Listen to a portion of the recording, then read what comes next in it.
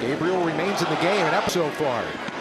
And this one is picked up. Y'all got mad at Shedeur fans for taking the victory lap. Y'all gonna let him finish the half first before y'all get the celebratory tweets off? Dillon Gabriel's day is officially done in his first preseason debut. And if you want me to be honest, it was some good and some bad. Obviously, the glaring issue is the 2 turnovers in 8 plays. All right, he sticks his yam out there. Oh, no. Oh, no, Dillon. Yeah, man. So you remember when I was like, hey, I want to pay attention to Shedeur and how comfortable he looks handing the ball off, right? Because, he didn't hand off to great running backs at Colorado. So, hey, what does it look like? What does it feel like, especially under center, having that transition XYZ? Here is somebody who I think has more under center experience than Shedeur, if I would have to ask. But, he's been in some interesting offense. You get a little wham concept here, and he just doesn't get enough depth on his – he just doesn't get enough depth. Look at where he puts the ball. Look at the running back's hand. The running back should never have to extend his hand to try to get the ball. That's on Dillon Gabriel. Bad. No. That's clean, easy, simple. And then let's not even talk about the multiple balls that we saw him just throw in the dirt. Speaking of throwing the dirt, I wish, DG, because it would have been so much better. Again, I wanted Kenny Pickett gone. I wanted him gone. It would have been great, DG, if you would have thrown this motherfucker in the dirt, because this was terrible.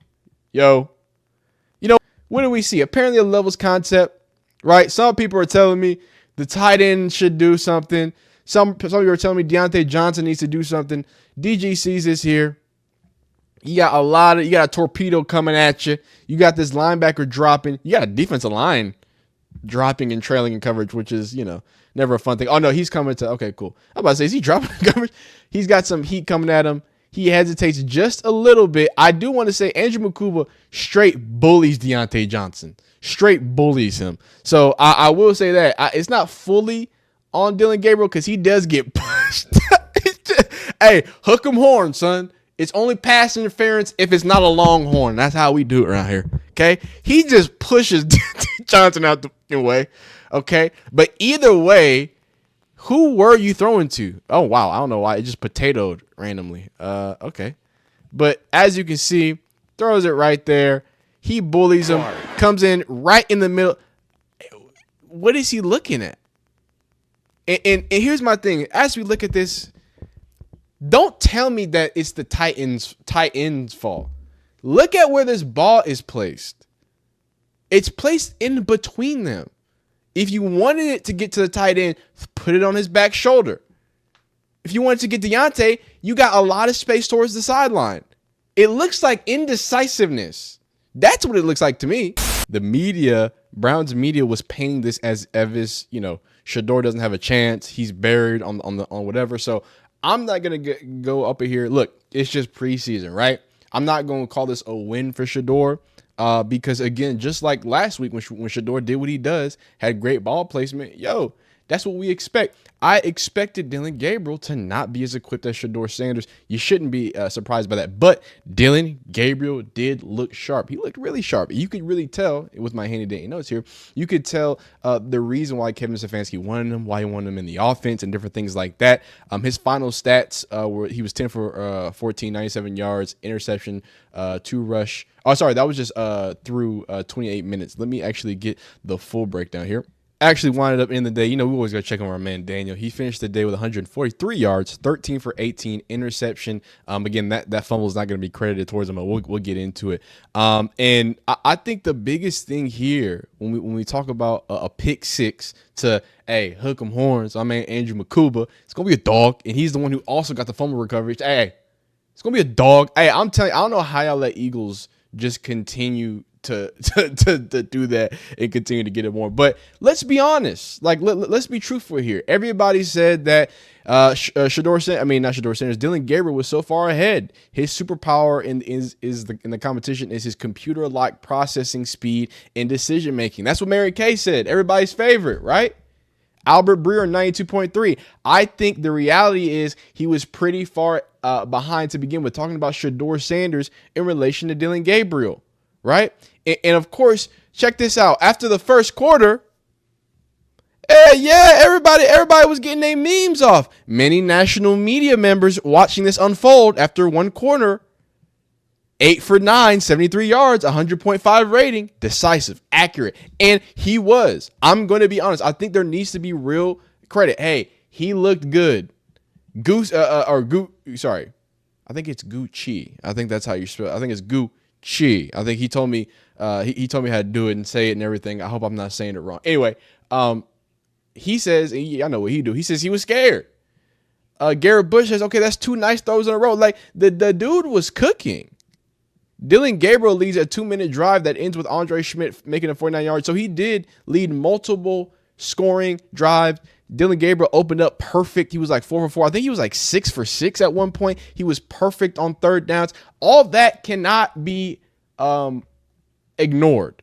But what will also not be ignored, right, is the fact that Dillon Gabriel went out there, looked good, but his mistakes that he made were much more detrimental. Now, give him also credit. Hey, I'm giving Dillon credit as much possible because after this, I ain't got much credit. It's gonna get real nasty.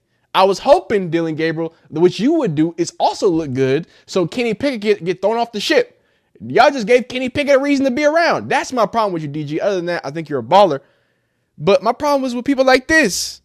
My problem is with people like Tony Grossi, who I'm not sure if you can tell, super accurate. Gabriel showed up. Dillon Gabriel, 8 for 9, 73, 4 completions, third down, 6-0. Gabriel squeezed the ball, and he did squeeze the ball in there. Safe to say, operating the position of quarterback is not a problem for Gabriel. And I ain't seen nothing about that pick six. I ain't seen nothing about that fumble. Y'all gonna let him finish the half first before y'all get the celebratory tweets off? Everybody, he's looking great. Everybody was looking awesome. He's a professional quarterback. He's just decisive and great. And we're never going to take that away from Dillon Gabriel. We can't. I sat here and said, hey, Shedeur Sanders is going to have to play some good football to beat Dillon Gabriel. Because Dillon Gabriel, when he did look good, he looked really good. He delivered the ball on time. He found the spaces and the holes in the defense. He was operating at a high level. But those rookie moments and the mistakes he made, and may I add, Shedeur Sanders made rookie mistakes. He was running around the pocket. He was doing all that stuff. But it does matter. Like, I don't care who you are. It does matter. The outcome does matter. I'm sorry. I get if you're a process-based person, that's phenomenal. That's great. I like it. But at the end of the day, Shedeur Sanders never put the ball in someone else's hand. Now, he did have an interception-worthy throw. He did have... I got the chart. Here's the chart, right? Joe Flizity, 150 reps. Sanders, 100 reps. Dillon Gabriel, 160 reps. Mind you, this is after missing... multiple 11-on-11s and full practices. So if this number stayed consistent, he probably would have got a cool 200 reps. And a lot of those being with the first team. Infinitely more than Shedeur, who has yet to throw the ball during a first team period. You understand that? You understand that Shedeur went out against a first team defense, looked like a rookie, made some mistakes. Okay, Dillon Gabriel looked super sharp. But he threw a pick to a rookie and then fumbled the ball on a handoff to a rookie. And when I look at all these stats, it's not like he has the, I'm sorry, Dillon, but they set you up for failure.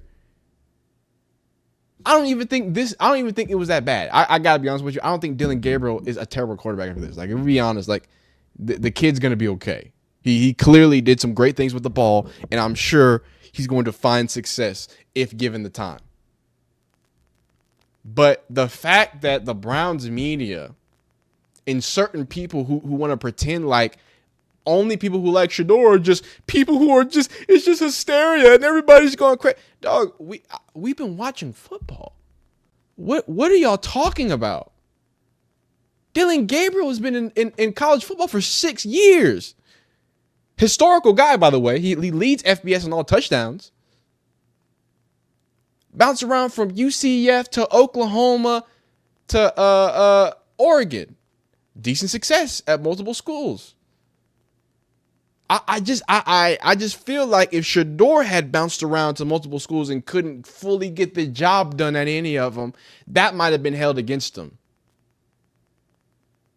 Being a 6-year, getting all the NIL money he can, right? Older quarterback, more experience, more reps at the D1 level. more reps when you get into the NFL training camp. It results in 3 more touchdowns and 2 more interceptions on the training camp side. And in your debut, although the highs were great and the throws were phenomenal, it's a quarterback battle, son. So I'm sorry that, hey, Tony Grossi is going to throw him some bail. They're going to throw him some bail from the neck up. He's a number 1 pick. Remember what Tony Grossi said? Remember when we just looked at Tony Grossi's tweet and he ain't said nothing about that pick. So I want y'all to be prepared. I gave Dillon Gabriel as much grace as I can. And to be honest with you, it's going to be the same grace that I would give Shedeur if he came out and stunk it up. Came up and ruined your starting opportunity. It's a good defense. That's what happened. You showed glimpses of good, right? Picking holes and finding the soft spots in the defense. I thought he did that great. That's all fine and dandy. But if Shedeur Sanders would have dared throw a pick as a 5th rounder, even though Dillon Gabriel had 5th and 4th round grades, unlike Shedeur, whose lowest grade that I could find was 3rd round, 3rd or 2nd round. And that's like somebody who hates Shedeur, dog. This wasn't some world-renowned thing. I don't want to take too much of a victory lap, but we do have to remember what has been said. Look at this. You've seen some training camp circuses. You were here for Tim Couch. You were here for Johnny Manziel. You were here for Baker Mayfield's rookie year and Brady Quinn's rookie year. What is going to be unique or different about Shedeur in training camp and preseason games? Well, he's got such incredible fan support that I think if he isn't given any opportunities, the Browns are going to hear about that from their fans. I think at training, when fans attend training camp, it'll be obvious he's the most popular guy on the team. Jeez. I can feel that. The already. 4th string quarterback is the most popular guy on the team. Tony, I feel like you stopped short of saying the fans are going to riot. No, but I think if they comport themselves like they do online, they may. And this is what happens. Y'all say this stuff. Y'all say y'all love Dillon Gabriel so much. Here was in that same day. Here's Tony Grossi getting called out for bringing up Dillon Gabriel all the time. The people in Colorado have been dying for somebody to ask you this. They want to know, Tony, why every time you mention Shedeur Sanders, particularly when it comes to his success, you also mention Dillon Gabriel. Like, Shedeur's success can't live on its own. It's always living in your mind with Dillon Gabriel alongside of him. Can you explain why that seems to be the case? I just think Gabriel is overlooked because of the massive shadow that Shedeur casts. Gabriel is overlooked. I get the feeling that everyone thinks Shedeur is the only player out there working hard. And he's the only one who's the last to leave. But I think people are overlooking. There's another quarterback that the Browns rated higher than him. So be prepared if you see that guy play before Shedeur, because they like him a lot. Well, there we go. So, at every single turn, it was told that, hey, it's going to be Dillon Gabriel. They like Dillon Gabriel. The Browns like Dillon Gabriel. The Browns favor the Dillon Gabriel in every way, shape, form, and fashion, right? Browns media was fine speaking on that. And as soon as people got excited for Shedeur doing his thing, hey, let's pump the brakes. Let's pump the brakes. Right? Shout out to this on June 18th, though. No one 3 months ago was saying he's not NFL ready. That coaching staff would have him as prepared for the NFL as anybody. Just on the pushback of, again, not NFL ready. And I'm not even going to play this video because this proves it. This proves the point that I've been trying to tell y'all. The fact that he has to say this. No one 3 months ago was saying he's not NFL ready. This is June 18th. The way that it went from Shedeur Sanders is mocked in the 1st and worst case scenario 2nd or 3rd round. The way it went from that to then him falling in the 5th round, and then everyone had to run to justify, well, he's clearly a 5th round talent. I remember that everybody, all these NFL players that want to be like, oh, it was just in a, just bad talent, That's all it is. And I'm not one to get into conspiracy theories. And please do not comment prime equity in my comments. There is no substantial actual cited source that says that's in his contract. Please stop reading Facebook articles and AI websites. But that's besides the point. I just find it so odd that the consensus was he was a first round pick. The draft drops to a 5th, and everybody has to start spinning a narrative that he actually was bad. Well, he's 13 and 16 at Colorado. Yeah, Patrick Mahomes is 13 and 19 at Texas Tech. What's next? What's next? Did you pull up Carson Wentz's record when he was drafted in the first round at North Dakota State? Huh? Did you pull up Anthony Richardson's game log? Of course y'all didn't, because y'all thought Anthony Richardson was going to be a franchise quarterback for some ungodly reason. Some of y'all don't watch football, haven't been watching football enough, or get your opinions from people who don't know anything about football, ESPN included. So y'all get my comments and want me to pretend like magically Shedeur became a 5th round quarterback because, I mean, an NFL franchise said it. An NFL franchise that hasn't had a relevant quarterback since I've been alive. The Browns are the hallmark for the Browns since I've been breathing air is that they can't figure out the quarterback position. And the fact that y'all want to look at people like us or me, they're like, hey, I might be pro Shedeur, but at the same time, I've been watching football. I know the history. So don't look at me and say, why you think an NFL team would be incompetent? 2-14 tells me that, yeah. 4-13, what last year? Yeah. Weren't they the first winless seat? Like, yes. I don't believe the Browns know what they are doing. And that's okay because they've shown proof. I got years of proof to show you they have no idea. Drafting Johnny Manziel in the first round. What?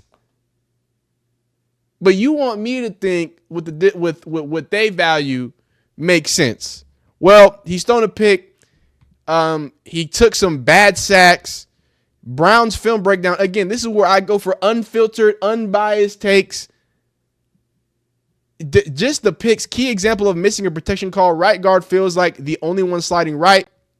Hope he learns to mishandle this. So, we can talk about the pick, and we're going to get into it. Again, we can only show this in slow motion. We can't show too much on it. Not too much on it. But, right here, everybody got on Anthony Richardson about not being able to call the right side protection, right? Well, check out Mr. Dillon Gabriel, who pre-snap in empty at this point, that like you don't see him creeping up. And look, John Campbell did a great job at, because he just kind of walked and came at it. My problem is you got 12 seconds on the play clock. You're in empty, right? You don't, it makes me concerned if again, not what I think a rookie should be, but if he's a supercomputer processor, can he not take a peek up for a second? Really? He can't take a peek up for a second? I mean, let me at least think about it. Doesn't do anything. Somebody's sliding right. He shouldn't be sliding right. It shouldn't be there. Just based off of this. Why would he slide right to this end? So that has to be a bad protection call. Because otherwise, he would be helping here. Oh, well, I see. He's looking here. But regardless, he should open up and then look to the inside. He can't. He's not prepared for it. Open up, and it's already opened up for him. They're going one way. He's going another way. But hey, I'm no expert. Y'all know me. I know more about intricate things downfield than I do about that quarterback stuff. I'm not going to say that. But Browns film breakdown sure does say it. Right? And let me know down below in the comments. Again, I might put this at the beginning and at the end at the same time. But Dillon Gabriel starts against a well-coached defense, a well-good defense, and, stinks it up a little bit, right? Throws a pick, has a terrible exchange with the running back. I just want to make sure the computer processing and Shedeur being so far behind, like, can we be honest? Y'all were just tired of hearing about Shedeur, so y'all started pumping up Dillon Gabriel, to hopefully hope that he was the one that could get Shedeur off your team so you could have to start talking about him, Cleveland media. Well, there it is. There's your supercomputer. Like the video if you like it, dislike if you don't like it, subscribe if you like football content, man. We'll see you next time. Peace.